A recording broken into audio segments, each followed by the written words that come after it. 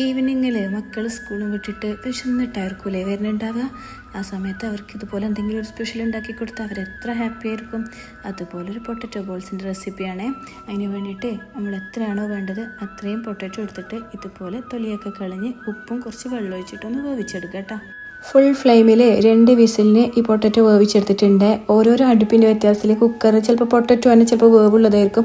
അങ്ങനെയൊക്കെ നമ്മൾ വേവിന് വ്യത്യാസം വരാം കേട്ടോ. അതൊക്കെ നോക്കി ശ്രദ്ധിച്ചിട്ടാക്കുക. നന്ന ഉടഞ്ഞ് ചള്ളി പോലെ ആവരുത് കേട്ടോ.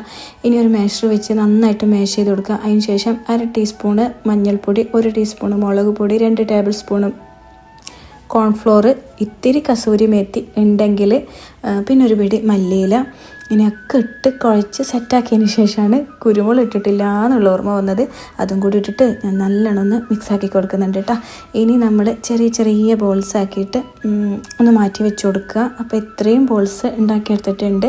ഇനി ഇത് നല്ല തിളച്ച എണ്ണയിലോട്ടേക്ക് ഇട്ടിട്ട് നല്ലോണം ഒന്ന് ഫ്രൈ ചെയ്തെടുക്കുക കേട്ടോ. അപ്പോൾ ഈ ഒരു കളറാകുമ്പോൾ നമുക്ക് എണ്ണയിൽ നിന്ന് കോരി മാറ്റി കൊടുക്കാം കേട്ടോ. അപ്പോൾ ഞാൻ തംബ്നെയിലിന് ഫോട്ടോ എടുക്കാൻ നോക്കുമ്പോഴത്തേനും ആദ്യം ഉണ്ടാക്കിയ ട്രിപ്പൊക്കെ കഴിഞ്ഞിട്ടുണ്ട്. ലാസ്റ്റ് ഉണ്ടാക്കിയത് ഇത്തിരി കളർ കൂടിപ്പോയിട്ടുണ്ട്. ആ ഫോട്ടോ കാണുമ്പോൾ മനസ്സിലാവും. അപ്പോൾ കുട്ടിയൊക്കെ ഉണ്ടാക്കി കൊടുക്കുക. ഇഷ്ടമാണെന്നുണ്ടെങ്കിൽ ഫീഡ്ബാക്കൊക്കെ അറിയിക്കുക. ഇതുപോലുള്ള ഈസി റെസിപ്പിക്ക് വേണ്ടിയിട്ട് മിസ്സിസ് കണ്ണൂർ ഫോളോ ആക്കുക. അടുത്ത വീഡിയോ ആയിട്ട് കാണാം കേട്ടോ.